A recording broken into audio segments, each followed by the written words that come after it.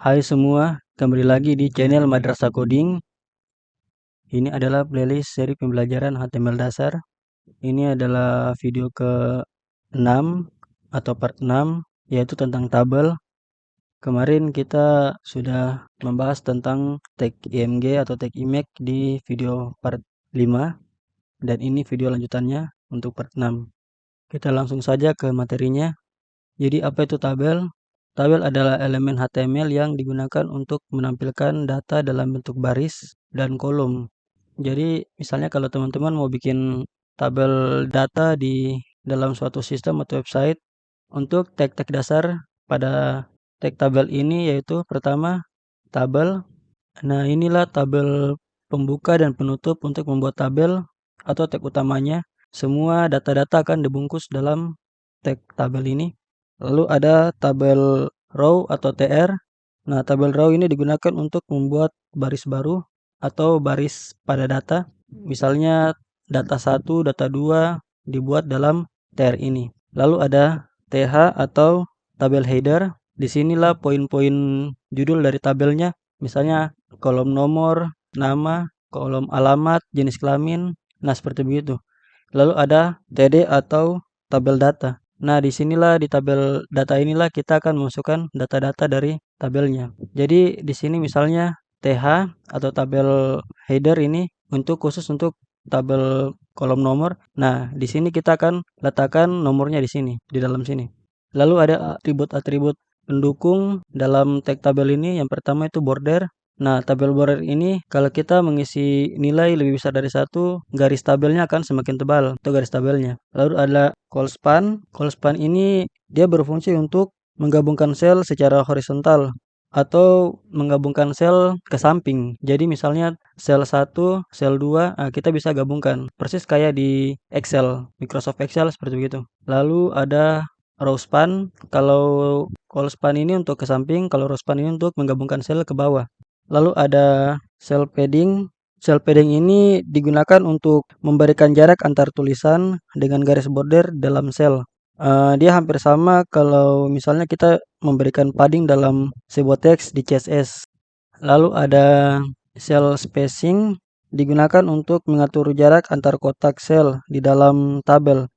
Misalnya jika nilainya 0 itu, maka garis tebal akan menyatu dan terlihat rapi. Oke teman-teman, mungkin kita akan coba langsung di codingan. Oke, di sini saya sudah membuka teks editor saya. Saya menggunakan Sublime Text.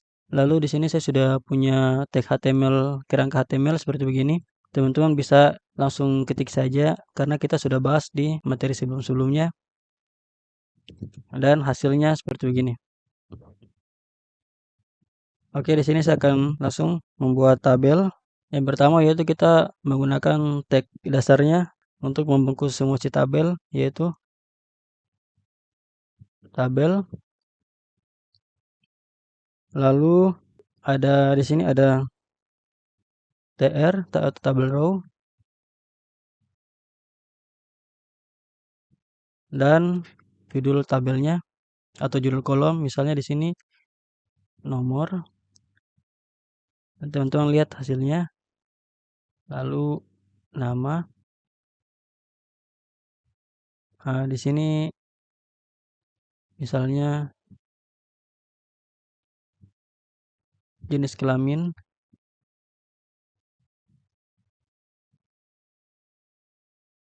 Lalu terakhir mungkin umur.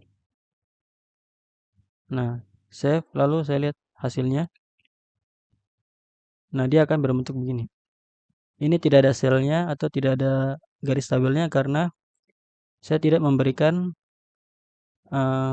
atribut border. Misalnya di sini saya berikan atribut border 1 defaultnya. Nah, dia sudah dibuatkan garis tabel.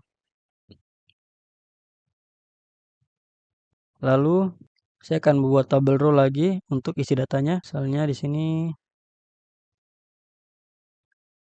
untuk isi datanya saya menggunakan tabel D seperti yang saya bilang di awal atau tabel data.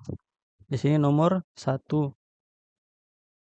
Lalu namanya misalnya ini nama saya Adi, umur 28. Maksud saya jenis kelamin. Umur di bawah, jenis kelamin laki-laki. Nah, kita lihat hasilnya. Oke, hasilnya akan seperti begini. Ini adalah headernya dan ini adalah datanya. Selanjutnya saya akan memberikan atribut-atribut pada tabel tersebut. Sebelum itu mungkin saya akan menambahkan datanya lagi supaya lebih jelas. Saya copy saja. Lalu saya tambahkan satu lagi. Umurnya di sini 20 tahun. Nah, ini hasilnya. Lalu saya mau memberikan spasi pada data tersebut supaya tidak mepet seperti begini, yaitu menggunakan cell padding. Nah, ini teman-teman kalau tidak mau tulis seperti tulis langsung begini, bisa ketik saja C lalu tab saja supaya dia muncul langsung, tidak perlu lagi tulis semuanya untuk meminimalisir kesalahan pada kata. Misalnya saya kasih paddingnya 10. Oke. Nah, dia akan semakin berjarak 10. Selanjutnya ada cell spacing. Ketika saya memberikan nilai 0 pada cell spacing ini, jarak-jarak yang memisahkan kolom-kolom ini dia akan hilang atau dia akan menjadi rapi. Nah, seperti begini. Artinya kita menghilangkan spasi dalam sel-selnya. Nah, misalnya kalau saya berikan 2, nanti akan ada jarak di sel yang memisahkan. Nah, seperti begini. Kalau saya tambah nilainya misalnya 5, nah jaraknya akan semakin membesar. Oke, ini saya kembalikan ke 1 saja. Lalu selanjutnya ada atribut callspan. Nah, callspan ini digunakan untuk menggabungkan kolom. Cara menggunakannya begini. Misalnya di atas ini saya mau memberikan keterangan bahwa ini adalah tabel data, tapi menggunakan tabel juga atau menggunakan kolom juga. Di sini saya akan membuat row baru, lalu tabel data. Di sini mungkin saya kasih ini data siswa. Nah, kita lihat hasilnya dulu. Bentuknya akan seperti begini. Tentu akan jelek sekali karena di sini kelihatannya kosong. Nah, untuk menggabungkan sel-sel tersebut itu kita menggunakan callspan. Nah, ini callspan. Cara menggunakannya itu kita menghitung berapa baris yang akan kita gabungkan. Misalnya di sini kan saya mau gabungkan untuk memenuhi 4 baris ini kan. Di sini kita hitung ada berapa baris? 1, 2, 3, 4. Ada 4. Nah, di nilai callspan ini kita akan masukkan nilai 4 sesuai dengan jumlah baris yang akan kita kosongkan. Kalau kita lihat hasilnya, nah dia akan seperti begini. Lalu untuk membuat tulisan ini supaya dia di tengah-tengah, kita bisa tambahkan di sini Align Center. Nah, teksnya akan di tengah.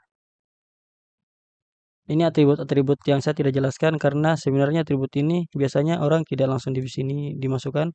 Biasanya digunakan melalui CSS.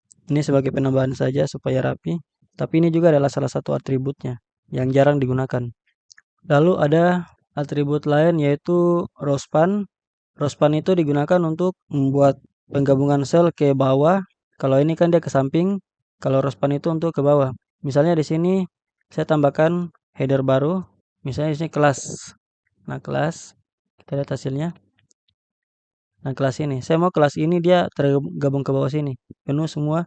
Supaya data-data ini kita bisa tahu bahwa anak-anak ini adalah kelas sekian. Oke, kita coba di sini. Di sini saya akan membuat tabel data.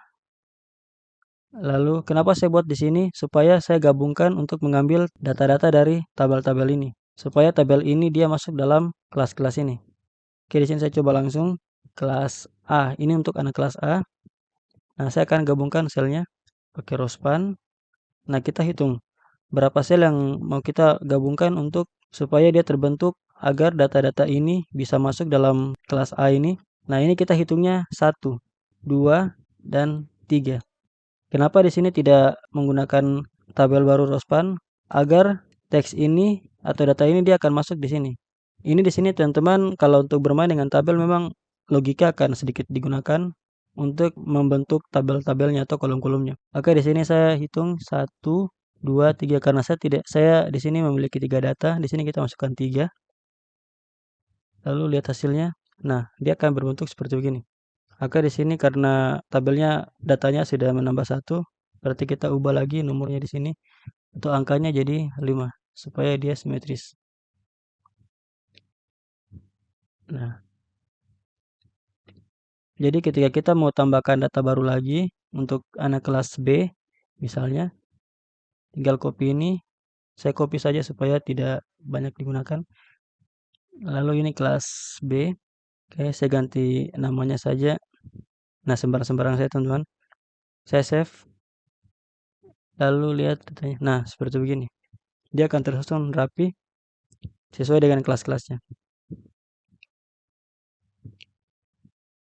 Teman-teman bisa menggunakan row span dan call span ini sesuai dengan yang teman-teman mau untuk menggabungkan sel sesuai dengan data yang akan teman-teman susun. Oke, lalu ada atribut-atribut lain, atribut tambahan untuk sekedar untuk menghiasi tabel ini. Misalnya di sini saya mau kasih warna untuk ini, untuk pemisah headernya. Di tabel row ini saya kasih background color. Ini atribut tambahan. Saya di sini kasih warna red, artinya merah. Nah, dia akan berwarna merah. Jadi begitu teman-teman atribut yang biasa digunakan. Jadi kalau teman-teman mau pakai untuk menggabungkan sel ke samping, teman-teman pakai call span. Kalau mau menggabungkan sel ke bawah seperti begini, pakainya row span. Oke semua, sekian materi dari tabel ini atau tag tabel. Di video selanjutnya kita akan membahas tentang tag form. Oke, sekian dari saya. Terima kasih.